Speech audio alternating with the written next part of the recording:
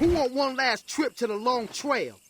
Mortal Kombat released just a little while ago. I played through the whole campaign and loved it. I said it before, but I'll say it again. I'll get around to making a review of that eventually because there's a lot I want to say there. But as for the critics, they already given their scores, their reviews. 10 out of 10s, 9 out of 10s, perfect scores across the board. Mortal Kombat is smashing it in that aspect. But the game is facing a lot of criticism elsewhere. We already talked about the Switch version. This game looks abysmal on Switch. And even though Ed Boon said he's going to fix it, he's promising he will fix it. You always got to ask a question in this situation. Why was it released that way? They played the finished product before releasing it. They know what they're giving to the consumer. The thing is, they're hoping no one will complain about it. They're hoping there will be no outrage, no memes, no chaos. But once there is, that's when they say, okay, we apologize. Let's try to fix it. We'll get back to it. How much time that will take? Only time will tell. That's one issue that Mortal Kombat is facing and trying to resolve. They were hit with another major one, and this one here is crazy. Before we talk about that, they have another small little patch note that they put out, and it's addressed some small issues. You have some issues in invasions, and then the daily and the weekly quests can now all be completed. The brutality move list has been corrected, stability fixes, and localization fixes. So these are all very basic fixes that you would expect to see once a new game is released, right? Patch notes, bugs, and glitches. This next thing was game breaking, and it kind of still is until they fix it. IGN dedicated a short news article to this topic. In Mortal Kombat 1, Player 1 really does have an advantage. It says YouTuber Mr. AP Chim published a video demonstrating how Player 1 can perform some combos that Player 2 cannot. The specific video on Twitter shows them playing Sub-Zero and Sub-Zero in practice mode, and they're doing a very simple ice combo where you freeze the character mid-air.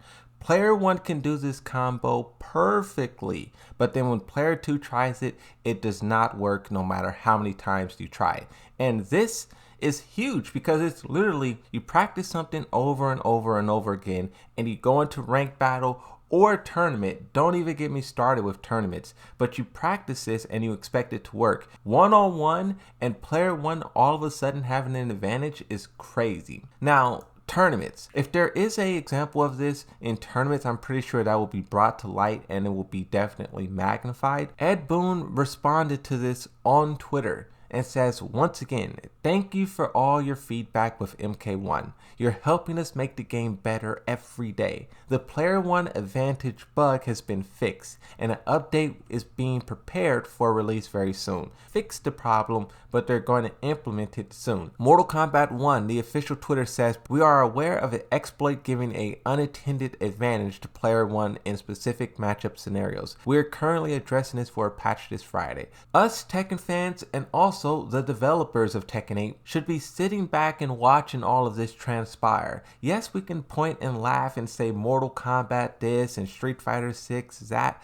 but soon it will be our turn to experience the game, lab characters, find glitches. This is something that we will be experiencing very, very soon. For those of us who are playing Mortal Kombat, we're already experiencing it. Like I said in the past, when Street Fighter 6 was having a bunch of issues with their servers crashing and whatnot, a problem will be found. These games are so technically demanding and it cannot be perfect. It will be some flaws or some issues there, but the one thing that matters is one, how big that flaw is and how much time does it take. In both instances with Street Fighter and Mortal Kombat, it was fixed within days. Once again, will Tekken 8 also be able to address an issue and fix it within days? Those are the real questions. But let's move on. Let's talk about Tekken 8. There's a few things that I want to note. First off, let's go back to Arcade Quest. We talked about this picture on the wall. A lot of people believe it's Lily. A lot of people believe it's Jun Kazama. But a lot of people believe that this is one of the 3 new characters. You have Azazina, Aquafina. The second one is Reina Mishima. This lady in this image is who players think this is. Really, it's too early to say, and really we won't know until we get an official look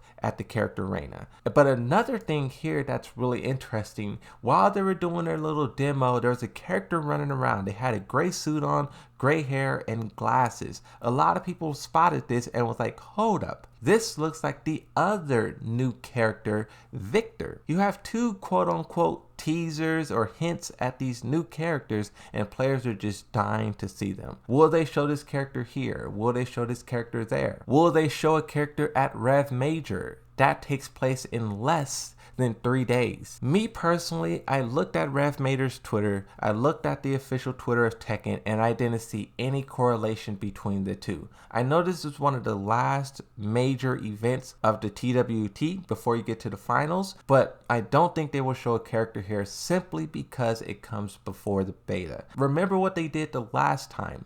The last time they didn't show any other trailers leading up to the beta. They only showed Claudio, and that's because he was in the trailer. I'll be surprised if they showed any more characters or trailers before the beta begins. I think they're going to go silent and then the reveals will kick up once again. But talking about the release of Tekken 8, this is pretty interesting when you talk about competition. I was very afraid of Tekken 8 getting like a 2025 release date or something like that, and not necessarily because the game is far away. Yes, the game would be super far away, but more so because of GTA 6. GTA 6 is rumored to be somewhere in that area, and I did not want Tekken 8 to compete with that game because Tekken 8 will simply get crushed. It will. All of this stuff they're doing for new players, this, and learn Tekken that, all of that stuff would have evaporated, and he only would have had the most diehard players playing Tekken 8. All of the casuals would have been GTA 6, but that didn't happen. What is happening is Tekken 8 is competing with a lot of other games. When Tekken 8 releases, there will be at least 5 other games that release within the same week of Tekken 8. Under Night in Birth, Persona 3, Grand Blue, Suicide Squad Kill the Justice League. And in the game that people are highlighting, Yakuza 8 and Tekken 8 are releasing on the same exact day. Talk about a coincidence there. Everyone wants Kiri Kazama, Goro Majima to be in Tekken 8. Now you have both of these games, both 8s, releasing on the same day. That is wild. But talking about the competition side of it, Tekken 8 is going to have tough competition. This is something that I really tried to highlight. And I don't know if I'm just downplaying Mortal Kombat or Street Fighter, but I really feel like Tekken 7 did not have true competition. Street Fighter 5 was a joke. Mortal Kombat 11 competitively was a joke. Even though it's the best-selling Mortal Kombat ever, it was still a competitive joke. A laughing stock within the diehard players. Tekken 8 is a different story. It has a lot of other games that's releasing very close, but then its competition, his rivals, Mortal Kombat 1 and Street Fighter 6 are stronger than ever.